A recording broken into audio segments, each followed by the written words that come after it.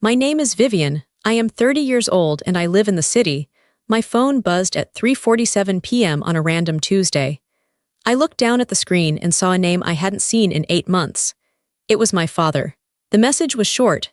Family celebration tonight. Important news about the expansion. Don't be late. I stared at the words. For the last 8 months, my phone had been completely silent. There were no birthday calls. No texts asking how I was doing. No invitations to holidays. To my family, I didn't exist. But this morning, everything changed. At 8 o'clock a.m., Forbes released their new issue. My face was right there in the business section. Next to my picture was a headline about my tech company and one very specific number, a $92 million valuation. It wasn't a coincidence. They didn't suddenly miss me. They didn't suddenly remember they had a daughter named Vivian. They saw the article. They saw the money. I used to cry when they ignored me. I used to beg for just a little bit of their attention. But staring at that text message, I didn't feel sad. I felt cold. They think they are inviting their quiet, desperate daughter to dinner, but they are wrong. They are inviting a bank account. And they have no idea that this bank is about to close. But before I tell you how everything flipped, like and subscribe, drop a comment. Where are you watching from? My name is Vivian. I am 30 years old. To understand why I felt cold when I read my father's text message, you have to understand the night of the rain. You have to understand the night I finally thought I had made it. It was 2 years ago. It was the night of my Series B funding announcement. In the startup world, this is a massive milestone. It means serious investors believe in you. It means you aren't just a dreamer anymore, you are a real player. I had secured $20 million in funding. It was the hardest thing I had ever done. I had worked 18-hour days for months. I had eaten cheap noodles and slept on an office floor. I had pitched to room after room of men who looked at me like I was a little girl lost in a library. But I did it. I won. I wanted to celebrate. But I didn't want a party with strangers. I wanted the people who were supposed to love me. I booked a private room at Le Jardin, the most expensive restaurant in the city. It was the kind of place my parents loved. It had white tablecloths, crystal glasses, and waiters who wore tuxedos. I ordered the best wine. I ordered the seafood tower my mother likes. I ordered the steak my father always talks about. I sat there at 7 o'clock p.m. I was wearing a new dress. It was blue. I remember the color because I spent an hour choosing it. I wanted to look successful. I wanted them to look at me and say, "Good job, Vivian. We are proud of you." At 7:15 p.m. the room was empty. I checked my phone. No texts. I told the waiter, "They are just running a little late. Traffic is bad." The waiter nodded. He was kind. He poured me a glass of water. At 7:45 p.m. I texted my mother. "Hey Mom, everything okay? I'm at the restaurant." She didn't reply immediately. I looked around the empty room. There were 6 chairs, one for me, one for Mom, one for Dad, one for my older brother, Jason, one for my younger brother, Tyler, and one for Uncle Jeffrey, who always tagged along if there was free food. 5 empty chairs. They looked like teeth in a mouth that was laughing at me. At 8 o'clock p.m. my phone buzzed. It was a text from Jason. "Can't make it, Vive. Something came up with the kids. Have a drink for me." I knew Jason didn't have the kids that night. It was his ex-wife's weekend. He was lying. But I didn't say anything. I just typed back, "Okay, next time." 10 minutes later, Mom finally replied. "Oh honey, I have such a terrible migraine. I can't move. I'm so sorry. Take pictures of the food." I stared at the screen. My chest felt tight. I opened Instagram. I shouldn't have done it, but I did. I clicked on my cousin's story. There was a video posted 5 minutes ago. It showed a party. There was loud music. And there, in the background, was my mother. She was holding a martini glass. She was laughing. She didn't look like she had a migraine. She looked perfectly fine. She was at Tyler's influencer launch party. Tyler, my younger brother, the golden child. He had decided last week that he was going to be a lifestyle influencer. He had no job. He had no plan. But he had a party. And my parents chose his party over my $20 million achievement. My father didn't even text. He just didn't show up. I sat in that beautiful, expensive room for another hour. The waiter came back. He looked uncomfortable. "Would you like to order dinner, ma'am?" he asked softly. I looked at the 5 empty chairs. I looked at the seafood tower that was melting. "No," I said. My voice sounded small. "Just the check, please." I paid the bill. It was $400 for food nobody ate. I walked out into the rain. I stood on the sidewalk and let the water ruin my hair. I let it ruin the blue dress. I cried, but I didn't make a sound. I just let the tears mix with the rain so nobody could tell the difference. That wasn't the first time. It was just the time that broke me. The pattern had been there my whole life. It was written in every birthday and every school event. When I was 10, I won the state science fair. I built a working model of a water filtration system. I was so proud. The awards ceremony was on a Saturday. "We can't go, Vivian," my dad had said, not even looking up from his newspaper. "Tyler has his soccer game." "But Tyler plays soccer every weekend," I said. "This is the state finals." "Don't be selfish," my mother snapped. "Your brother needs our support. He's the team captain." They went to the soccer game. Tyler's team lost. Tyler cried, and they bought him ice cream to make him feel better.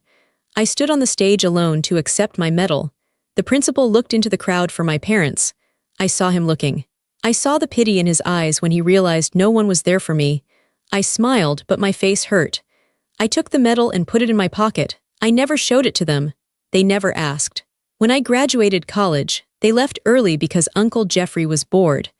When I started my first company, I asked my dad for a small loan. Just $5,000 to buy a server. "Vivian," he sighed like I was asking for the moon. "Business is risky. You're a girl. You should find a nice husband. I can't throw money away on a hobby." 2 weeks later, he bought Jason a new truck worth $40,000. Jason crashed it a month later. Dad just laughed and said, "Boys will be boys." They didn't hate me. Hate would have been easier. If they hated me, it would mean I mattered enough to cause an emotion. No, they just didn't care. I was the furniture. I was the background noise. I was safe Vivian. The one who didn't cause trouble. The one who didn't need anything. They punished me for being independent. Because I didn't need their help, they gave me no love. Because Tyler and Jason were disasters who needed constant bailing out, they got all the attention. So when I saw that text message today, 8 months after the silent treatment began, I didn't feel hope. I remembered the rain. I remembered the empty chairs at Le Jardin. I remembered the science fair. I remembered the check for the truck. I realized that they weren't calling because they missed their daughter.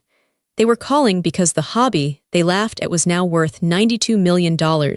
They were calling because they were hungry, and they thought I was the meal. I stood in front of my mirror in my apartment. I had to choose what to wear. My closet is full of clothes now. I have tailored suits. I have silk blouses. I have shoes that cost more than my first car. I could dress like the CEO I am. I could walk in there dripping in diamonds and show them exactly how rich I had become. I reached for a red designer dress. The fabric felt like water in my hands. It screamed power. Then I stopped. No, if I walked in looking like money, they would be on guard. They would see a shark. I needed them to see a mouse.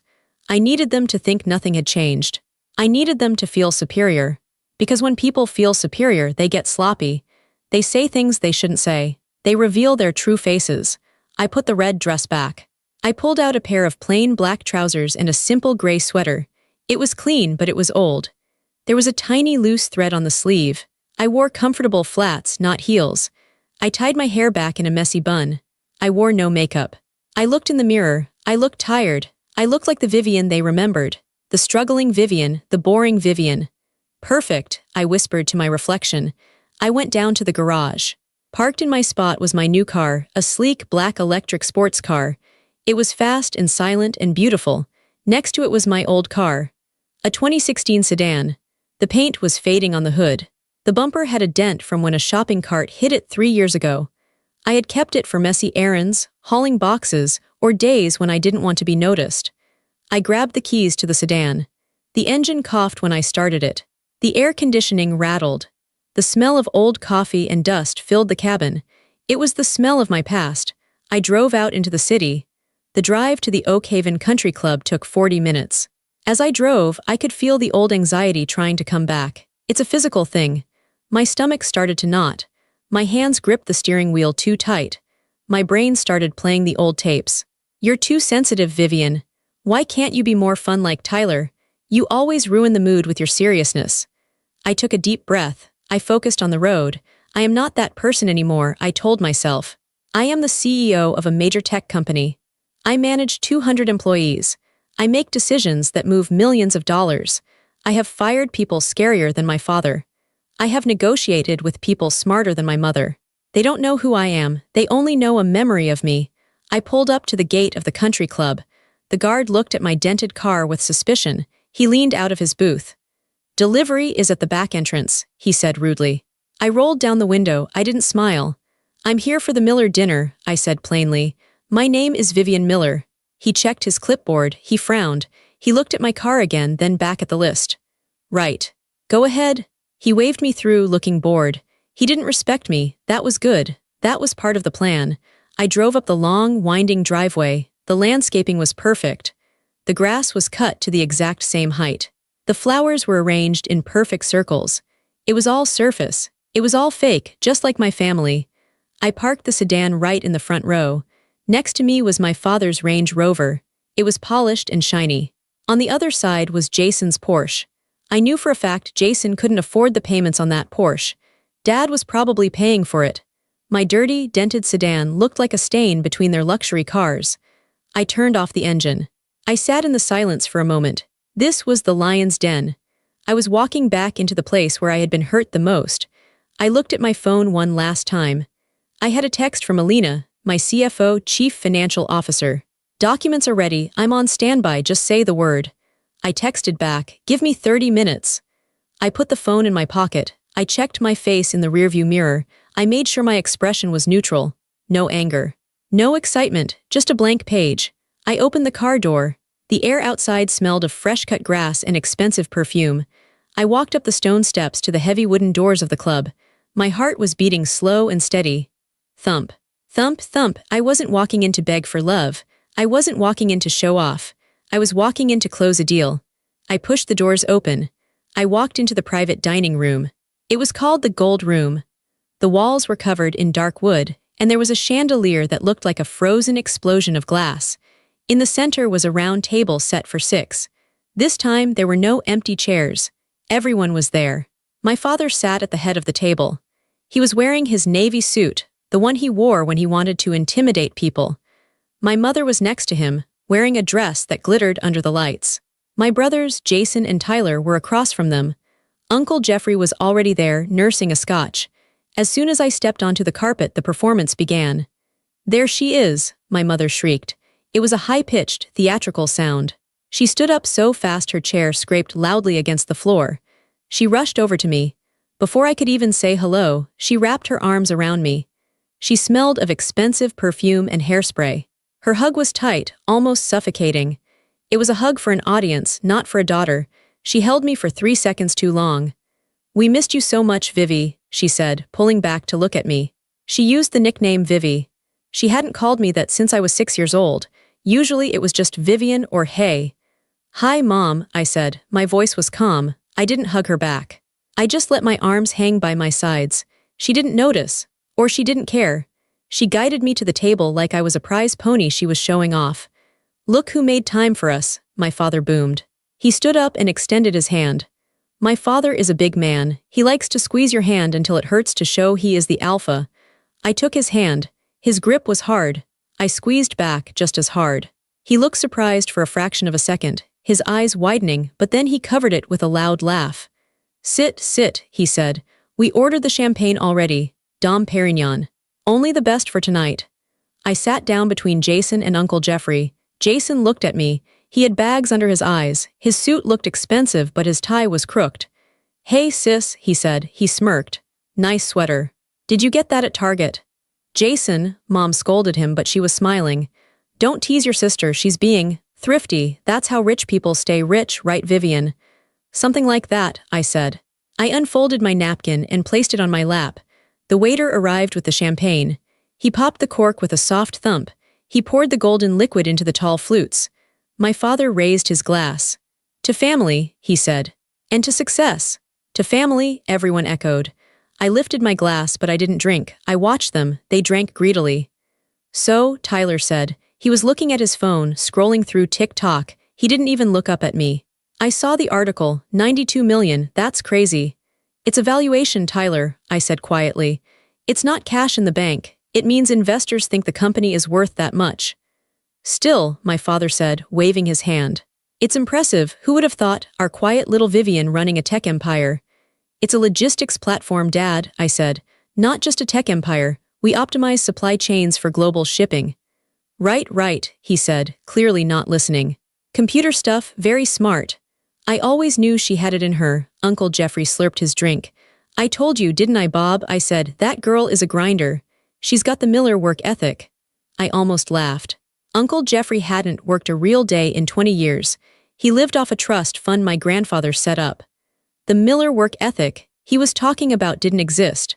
My father had inherited his business. Jason had been given a job he wasn't qualified for. Tyler didn't work. I was the only one who had built something from zero. But tonight, they were rewriting history. Tonight, my success was suddenly a Miller trait. We are just so proud, Mom said. She reached across the table and patted my hand. Her hand was cold. I was telling the girls at the club today, my Vivian is in Forbes. They were so jealous. That was it. That was the currency. She didn't care about my hard work. She cared that she could brag to her friends. I was an accessory to her social life, like a new handbag. So, Jason leaned in. How does it feel? To be the rich one? I don't feel any different, I lied. Come on, Jason laughed. You must have bought something cool, a boat, a house in the Hamptons. No, I said. I reinvested most of the capital back into the company. We're hiring 50 new engineers next month. The table went silent for a moment. They looked disappointed. They wanted to hear about yachts and Ferraris. They wanted to hear about spending, because that's what they understood. They didn't understand building. Well, Dad cleared his throat. That's very responsible, boring but responsible. The appetizers arrived. Shrimp cocktail, oysters, tartare, it was a feast. Eat up, Dad said. It's on me tonight. He said it loudly so the waiter would hear, it's on me, as if buying dinner was a grand gesture. As we ate, they talked about themselves. Tyler talked about his brand. He had 50,000 followers now. He complained that the algorithm was shadow banning him. You should let me promote your app, Tyler said, chewing with his mouth open. I could get you like so many downloads. We could do a collab. Family discount, obviously. My app is for commercial freight shipping, Tyler, I said. I don't think your followers are looking to move 20 tons of steel across the Pacific. Tyler rolled his eyes. You're so literal, Vive. It's about vibes. Jason talked about the stress at the office. He worked for Dad's motel company. The unions are a nightmare, Jason grumbled. They want everything, breaks, overtime. It's impossible to make a profit. I knew for a fact Jason usually left the office at 2:00 p.m. to play golf. Mom talked about the renovations on the lake house. She was upset because the Italian marble tile she ordered was the wrong shade of white. It was eggshell, Vivian, she said, looking at me with wide, tragic eyes. And I specifically asked for ivory. Can you imagine? That sounds terrible, I said, keeping my face flat.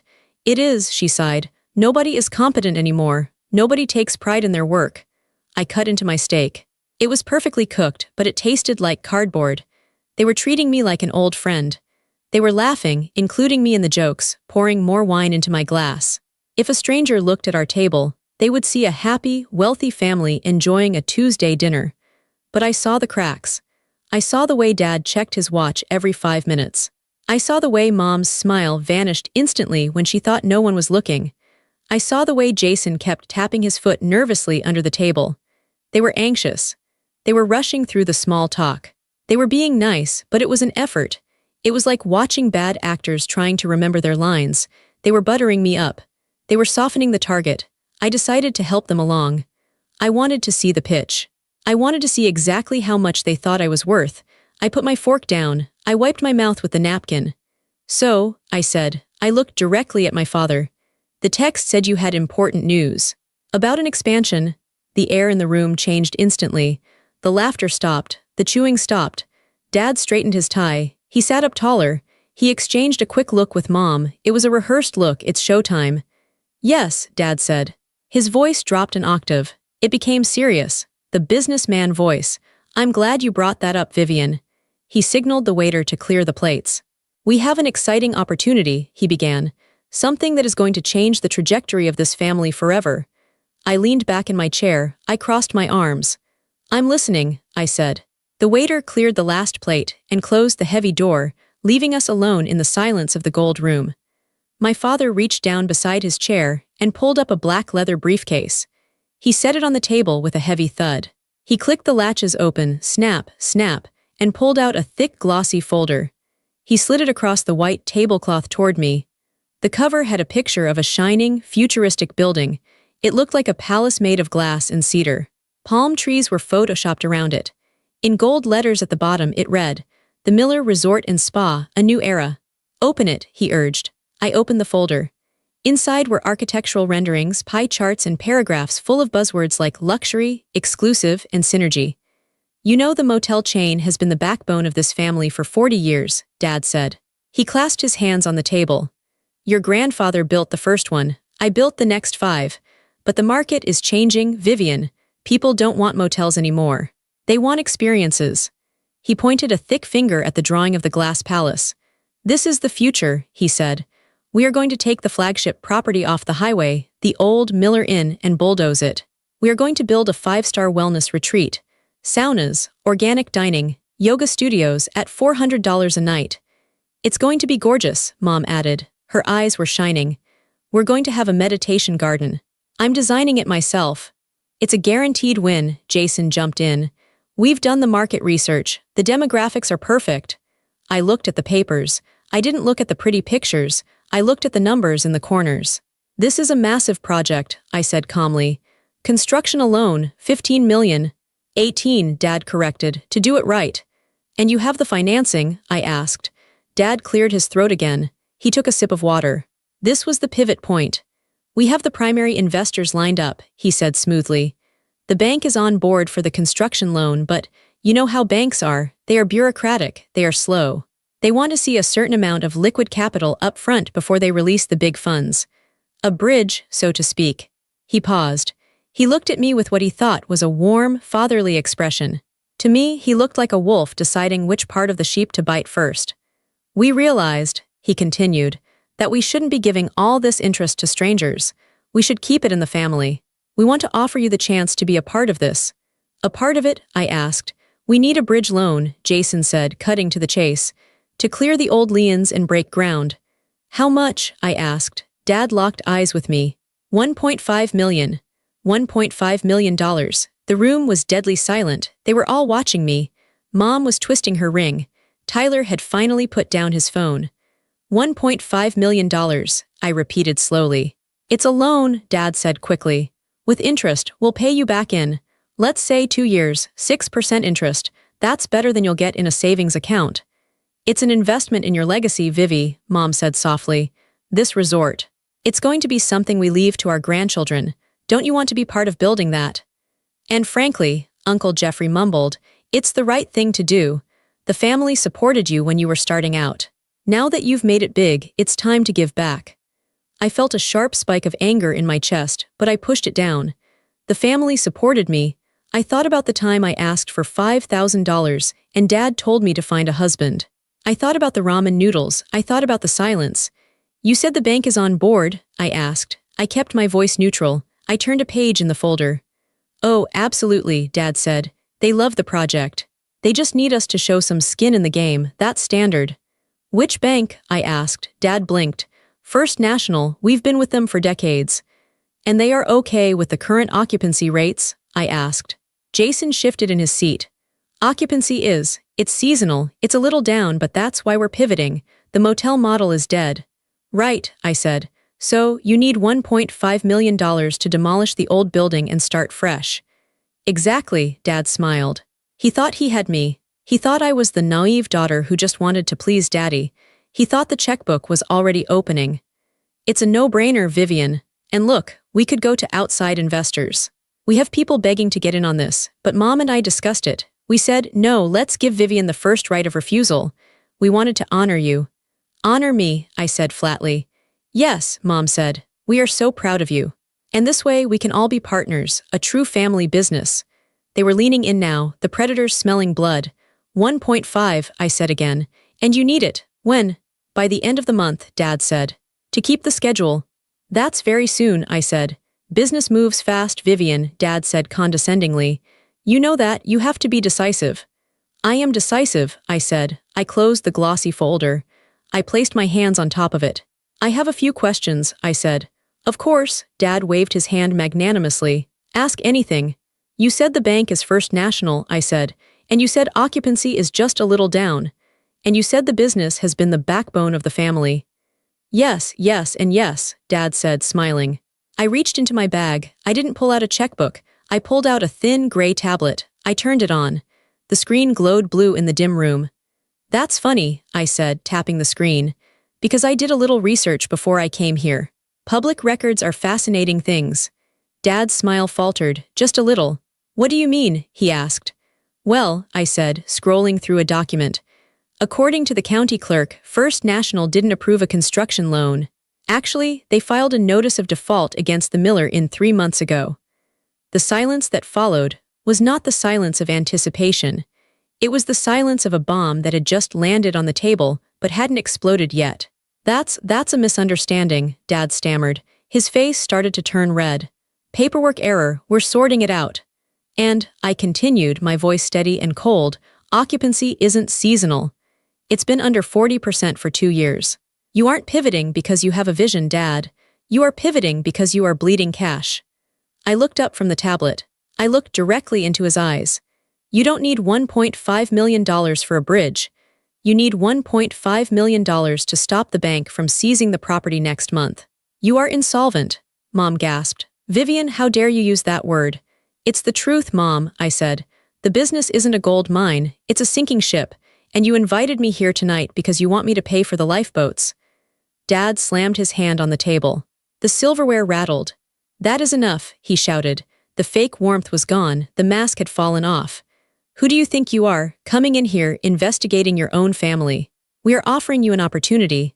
You are offering me a lie, I said. We raised you, he yelled. We put a roof over your head, we fed you, you owe us. I owe you nothing, I said. I stood up. My legs were shaking a little, but my voice was rock solid. You ignored me for 8 months.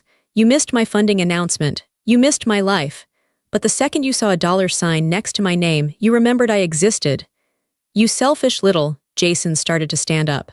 Sit down, Jason, I said sharply. The command in my voice was so strong that he actually sat back down, looking shocked. I'm not done, I said. I looked at all of them.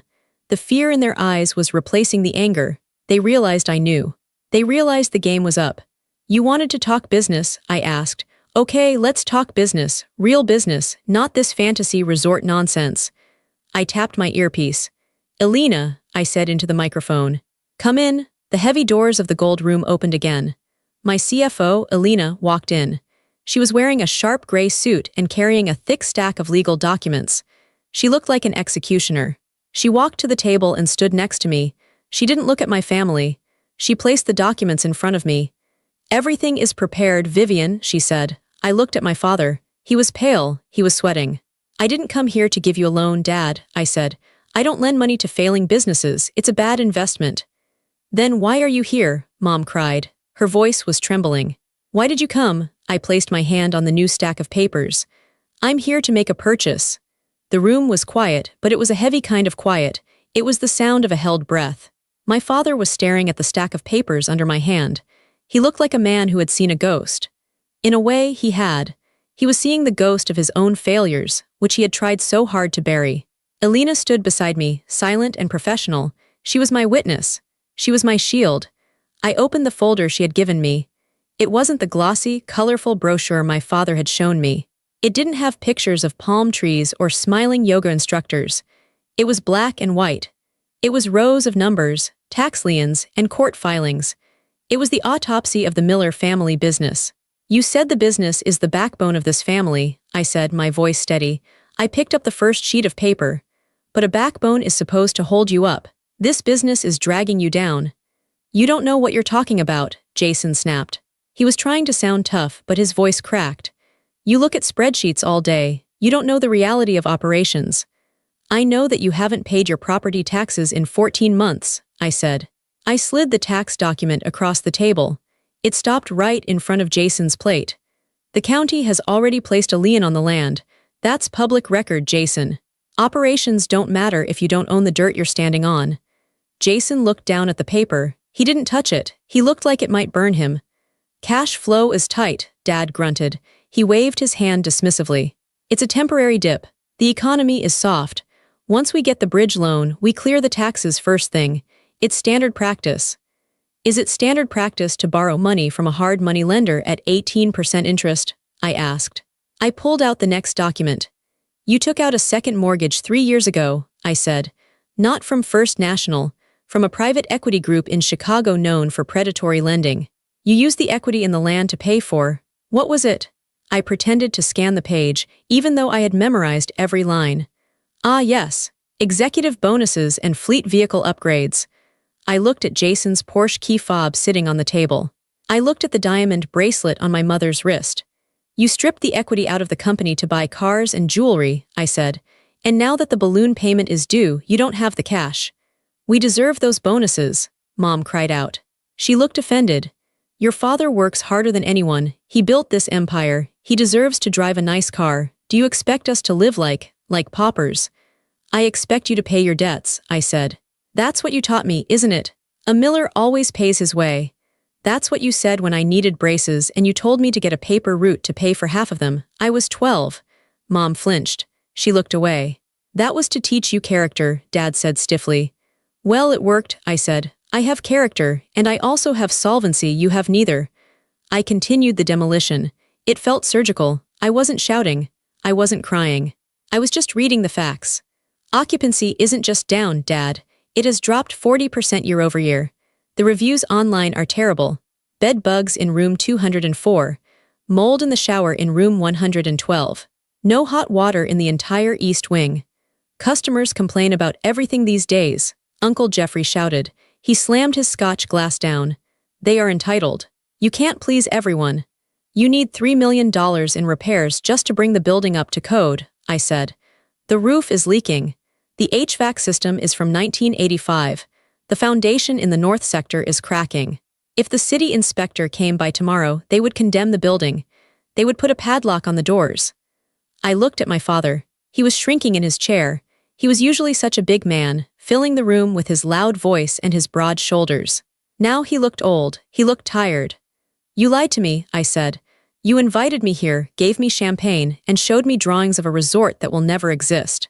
You told me you needed $1.5 million for an opportunity. But that money wouldn't build a resort. It would just pay off the sharks in Chicago for another 6 months.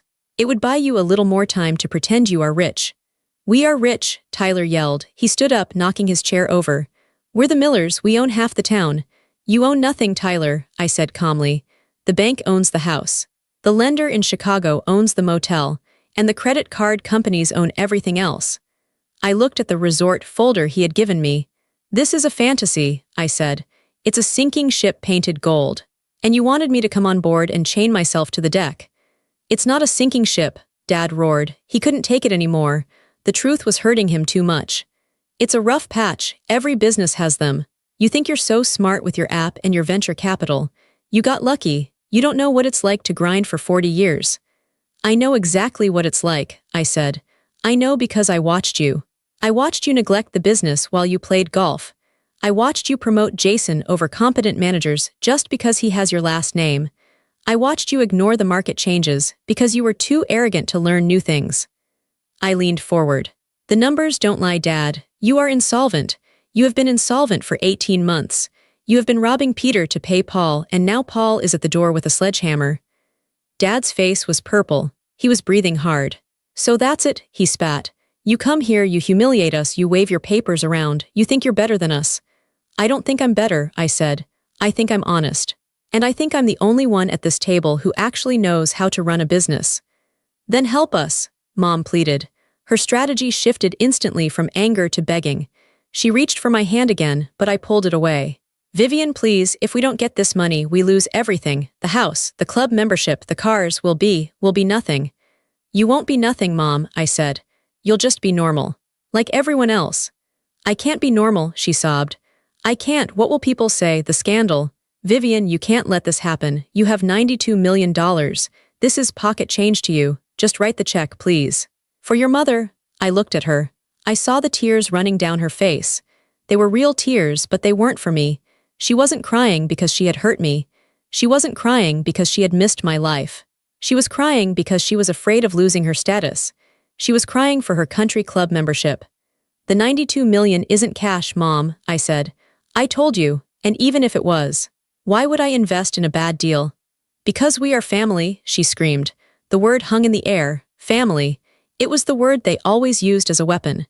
When they wanted something, they were family. When I needed something, I was a stranger. I looked at the stack of papers one last time, the evidence of their greed and their incompetence. That's the problem, I said softly. You think family means you are entitled to my work. You think it means you can treat me like dirt for 30 years and then cash me in like a lottery ticket. I closed the folder.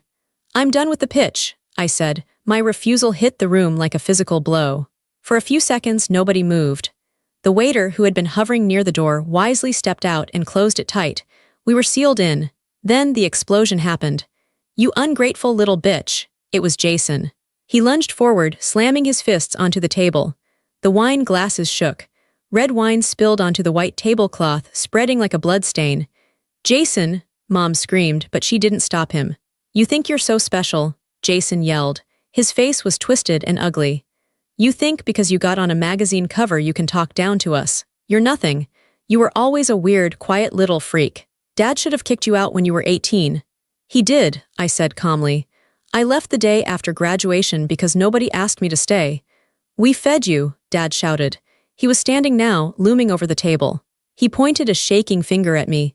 We put clothes on your back. We paid for your college. I paid for my college, I corrected him. I had a scholarship, and I worked 3 jobs. You sent me a check for $500 once. It bounced. You act like you were abused, Dad yelled. We gave you a good life. We gave you a home in a nice neighborhood. And this is how you repay us. By letting us drown. I'm not letting you drown, I said. You're already underwater. I'm just refusing to jump in with you. It's $1.5 million, Vivian, Tyler shouted. He looked like a child who had been told he couldn't have a toy. That's nothing to you. You're just being mean. You're doing this to punish us. I'm not punishing you, I said. I'm making a business decision. The same way you made a business decision to skip my funding announcement. The same way you made a business decision to ignore my texts for 8 months. That's different, Mom wailed. She was dabbing her eyes with a napkin, ruining her mascara. We were busy. We have lives. You can't hold a grudge forever, Vivian. It's not Christian. It's not right. It's not a grudge, I said. It's data. I have analyzed the data of our relationship, and the return on investment is 0. Oh, listen to her, Uncle Jeffrey sneered. He was drunk now, using her big fancy words. Return on investment. You're cold, Vivian. You've always been cold, a block of ice. No wonder you don't have a husband. No man wants a woman who counts pennies like a miser. The insult was meant to sting. Years ago it would have. Years ago I would have cried. I would have apologized. I would have written the check just to make them stop yelling, just to make them love me for 5 minutes. But I wasn't that girl anymore. I sat there, perfectly still, watching them self-destruct. They were trying everything. The guilt, the shame, the anger, the pity. Dad tried to play the victim. I'm an old man, Vivian. My heart isn't good. The stress of this. It could kill me. Do you want that on your conscience? Do you want to kill your father? Your heart is fine, Dad, I said. You played 18 holes of golf yesterday. I saw the scorecard on the club app. Mom tried to play the martyr. I gave up everything for you children. I sacrificed my figure. I sacrificed my career. And now, when I need just a little help, just a tiny bit of help, my own daughter turns her back on me. You had a nanny, Mom, I said. And a housekeeper. You didn't sacrifice anything. They kept going. It was a storm of noise. They called me selfish. They called me arrogant. They called me a traitor. I let them scream. I let them get it all out. Inside, I felt a strange sensation. I expected to feel hurt. I expected to feel sad. But instead, I felt lighter. Every insult they threw at me was cutting a cord. Snip. There went the need for their approval. Snip. There went the hope that they would change. Snip. There went the guilt. I realized that they didn't see me. They had never seen me. To them, I was just a resource. When I was a child, I was an emotional resource, someone to ignore so they could feel important. Now I was a financial resource, someone to rob so they could stay comfortable. They were vampires, and I was finally closing the window. Are you done? I asked. My voice was quiet, but it cut through their shouting. They stopped. They were panting, out of breath. The room was hot with their anger.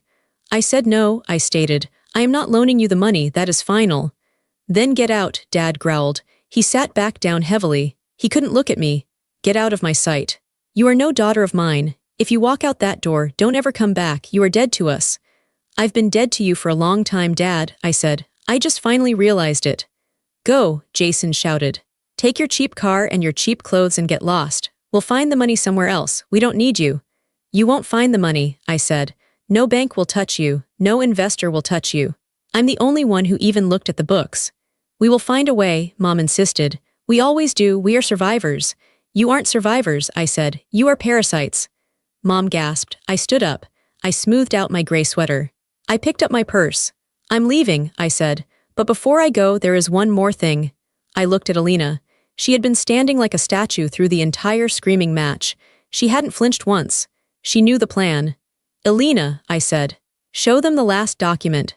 Alina stepped forward. She didn't look intimidated by my father's red face or Jason's clenched fists. She was a professional. She dealt with numbers, not tantrums. She placed a single, thick document on the center of the table. It made a heavy sound, thud. The cover was blue. It had a legal seal on the front. What is this? Dad asked. He didn't touch it. He looked at it like it was a bomb. I told you I wouldn't give you a loan, I said. And that's true. A loan implies trust. A loan implies I believe you can pay me back. I don't. I walked around the table slowly. However, I continued. I am a businesswoman. And when I see a distressed asset with potential, I act. Distressed asset? Jason asked. What are you talking about? I knew about your financial trouble 3 weeks ago, I said. My team monitors market opportunities. We saw the default notice from First National. We saw the filings from the Chicago lender. I stopped behind my father's chair. I didn't come here to save you, Dad. I came here to foreclose on you. Foreclose? Dad spun around in his chair. You can't foreclose. You don't own the debt. Actually, I said, I do. I nodded at the blue folder. Open it. Dad's hands were shaking so bad he could barely lift the cover. He read the first page. His eyes scanned the legal text. His face went from red to a terrifying shade of gray. This isn't possible, he whispered. What? Mom asked. Bob, what is it? She bought the note, Dad whispered. His voice was gone. He sounded like a ghost. She bought the mortgage. I bought your debt from the Chicago lender yesterday morning, I explained calmly. They were happy to get rid of it. They thought you were going to default anyway. I paid them 80 cents on the dollar. It was a bargain, really. And First National? Dad asked, looking up at me with horror. I acquired that debt this afternoon, I said. Alina finalized the wire transfer while we were eating appetizers. I looked around the table. I own the mortgage on this country club membership. I own the mortgage on the Miller Inn. I own the lien on the lake house. I own the debt on the company vehicles. The silence in the room was absolute. It was a vacuum. Jason dropped his fork. It clattered loudly against his plate. You own everything? Tyler asked. His voice was small. Everything, I said. I am your creditor. I am the bank. I leaned in close to my father. So when you tell me to get out and never come back, you might want to be careful, because technically you are sitting in a chair that I paid for. Dad slumped back. He looked defeated. All the bluster, all the anger, all the I am the patriarch energy drained out of him. He was just an old man who owed a lot of money to a woman he had underestimated. Why? Mom whispered. She looked terrified. Why would you do this, to ruin us? No, Mom, I said, to save the business, but not for you, for me. I signaled Alina again. She pulled more papers from her briefcase. These are the terms, I said. Since you are in default on both loans, I have the right to seize the assets immediately. I could kick you out of the house tonight. I could lock the doors of the motel tomorrow morning. Mom let out a whimper. But, I said, I'm not cruel. I'm not you. I slid a check across the table. It was face down. I am taking over full ownership of Miller Hospitality Group, effective immediately, I said. The board is dissolved. The executive positions are terminated. I looked at Jason. You're fired. I looked at Dad. You're retired. You can't just... Jason started, but he stopped. He knew I could. The check on the table, I said, is a severance package. It's $200,000. That is for your equity. It is more than the business is worth, considering the debt. Take it and you walk away clean. No debt, no lawsuits, no bankruptcy. $200,000, Dad said weakly. But the land alone. The land is leveraged to the hilt, Dad, I said. You own nothing. This is a gift. It's the last gift I will ever give you. And if we refuse? Uncle Jeffrey asked. Then I foreclose tomorrow, I said simply. I take the assets through the courts. You get nothing. You go bankrupt. You lose the house. You lose the cars. You lose the reputation you care so much about. Everyone at the club will know Robert Miller couldn't pay his bills. I let the threat hang there. I knew that was the one thing they couldn't handle. They could handle losing money. They couldn't handle losing face. You have 5 minutes to sign, I said. I checked my watch. A cheap, simple watch on my wrist. The clock starts now. I walked over to the window and looked out at the golf course. It was dark outside. I could see my reflection in the glass. I looked calm. I looked strong. Behind me, I heard the sounds of my family falling apart. I heard Mom crying softly. I heard Jason cursing under his breath. I heard the scratch of a pen on paper. They were signing their empire over to the daughter they forgot. I didn't turn around. I didn't need to see it. I already knew how this story ended. I waited for the sound of the pen to stop. I turned back from the window. My father was holding the pen. His hand was shaking so hard that the tip of the pen was tapping against the paper like a nervous heartbeat. Tap, tap, tap. He looked up at me one last time. There was no anger left in his eyes. There was only desperation. He looked like a man standing on the edge of a cliff, realizing that the ground had already crumbled beneath his feet. "Vivian," he croaked, "please, the legacy, the Miller name." "The name is safe, Dad," I said coldly. "I'm keeping the name, I'm just changing the management." He looked at my mother. She was staring at the tablecloth, weeping silently. She gave him a tiny, almost invisible nod. She knew the game was over. If they didn't sign, they would face the humiliation of a public foreclosure. They would be dragged through the courts. Their friends at the club would read about their bankruptcy in the Sunday paper. For people like my parents, poverty is scary, but embarrassment is fatal. Dad looked back at the paper. He pressed the pen down. He signed his name, Robert Miller. It was a messy scrawl. It looked like a surrender. He pushed the paper away from him as if it were contaminated. He dropped the pen. "It's done," he whispered. Alina stepped forward immediately. She checked the signature. She stamped the document. She placed a copy of the countersigned agreement on the table. "Thank you," Alina said. Her voice was devoid of emotion. "The transfer of ownership is legally binding as of this moment." I walked back to the table. I picked up the check, the $200,000 severance. I held it out to my father.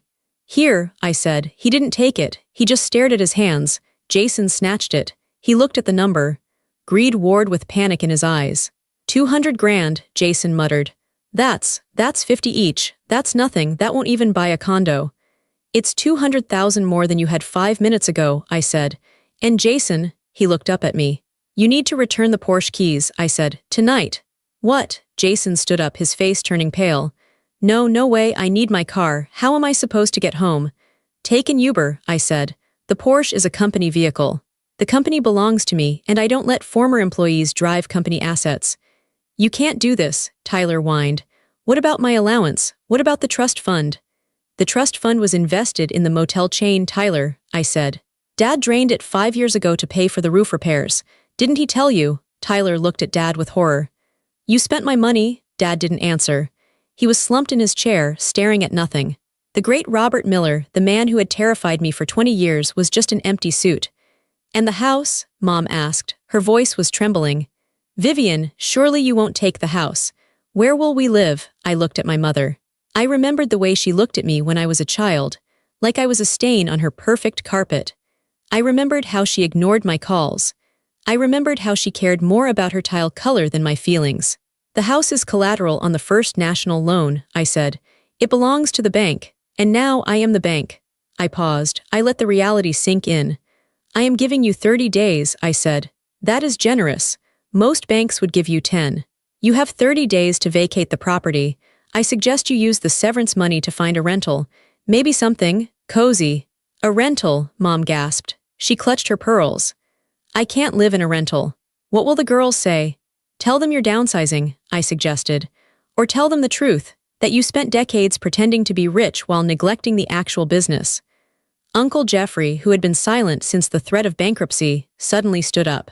He swayed a little. "You're a monster," he spat at me. "A cold-hearted monster. Family is supposed to stick together. Loyalty, what happened to loyalty?" "Loyalty is a two-way street, Uncle Jeffrey," I said. "You were loyal to the money. Not to me." I looked at them all one last time. Dad, defeated and broken.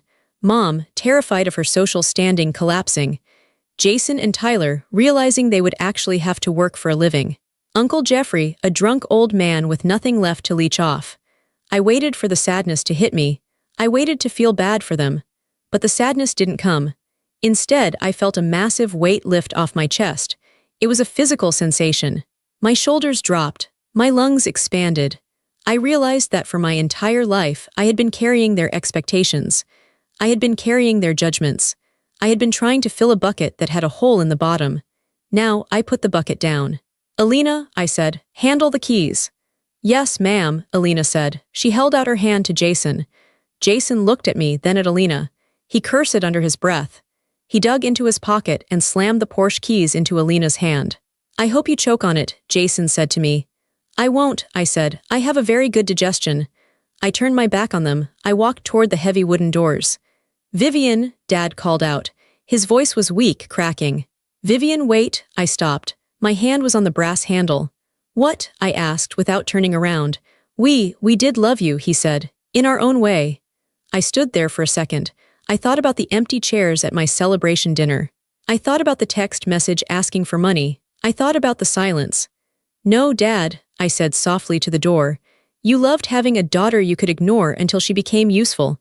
That isn't love. That's ownership." I pushed the door open. "And I'm not for sale anymore." I walked out of the gold room. The door clicked shut behind me with a solid, final sound. It sounded like the closing of a vault. I walked through the lobby of the country club. It was quiet. The dinner rush was over. A few people were sitting in the lounge, drinking brandy and talking about golf scores. They looked up as I walked past. They didn't know who I was. They didn't know that the woman in the gray sweater and old shoes had just bought their club's biggest debt. They saw a nobody. I smiled. I liked being a nobody to them. It meant I was free. I walked out the front doors into the night air. It was cool and crisp. The sky was clear. I could see the stars. Inside that room, the air had been hot and suffocating, filled with lies and perfume.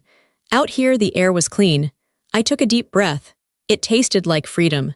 I walked down the stone steps to the parking lot. The valet saw me coming. He looked at my ticket. He frowned. He remembered my car. "The sedan?" he asked, wrinkling his nose. "Yes," I said. "The sedan." He jogged off to get it. While I waited, I pulled my phone out of my pocket. There was a text message. It had come through 2 minutes ago. It was from Mom. "Vivi, please, let's talk about this. Don't do this to us. I can fix this. I'll make Dad apologize. Just come back inside. We can work something out. You're my baby girl." I stared at the words, baby girl. She only used that word when she wanted to manipulate me. She was still trying. Even now, after everything, she thought she could pull the string and I would dance. She thought I was still that desperate little girl waiting for approval. I didn't feel angry. I just felt done. I tapped the 3 dots in the corner of the screen. I selected block caller. Then I went to Dad's contact. Block. Jason, block. Tyler, block. Uncle Jeffrey, block. I watched the names disappear from my active list. It was digital surgery. I was cutting out the infection. The valet pulled up in my 2016 sedan. The engine rattled. The brakes squeaked as he stopped. It looked ridiculous parked next to the Mercedes and BMWs. The valet got out and held the door open. He looked like he expected a tip, but he also looked like he judged me for driving junk. I reached into my purse. I pulled out a $100 bill. I handed it to him. "Keep the change," I said. His eyes went wide. "Thank you, ma'am." I got into the car. The seat was worn. The steering wheel was peeling a little. It was imperfect. It was old. But it was mine. I bought it with my own money. I paid for the gas. I paid for the insurance. I didn't owe anyone a cent for this car. I started the engine. It roared to life. I drove down the long winding driveway, past the perfect flower beds, past the security gate. I turned onto the main road. I rolled down the windows. I let the wind whip my hair around my face. I thought about what I was leaving behind. I was leaving behind a family legacy that was built on lies. I was leaving behind the need to be good enough for people who were never good enough for me. I was leaving behind the shame of being the black sheep. I thought about what was ahead of me. My company. My employees who respected me. My own home. My future.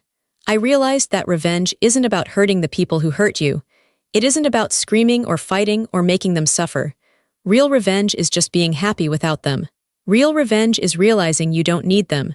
Real revenge is becoming so whole, so complete, that they simply cease to matter. They were footnotes now. Just small, sad scribbles at the bottom of the page of my life. I turned up the radio. A song I liked was playing. I started to hum along. I looked in the rearview mirror one last time. The lights of the country club were fading into the distance. They were just tiny specks of light in the dark. Then I turned my eyes back to the road ahead. The headlights cut through the darkness, illuminating the path. I wasn't the victim anymore. I wasn't the invisible daughter. I wasn't the bank. I was Vivian. And for the first time in my life, I was driving my own car, on my own road, going exactly where I wanted to go. Have you ever had to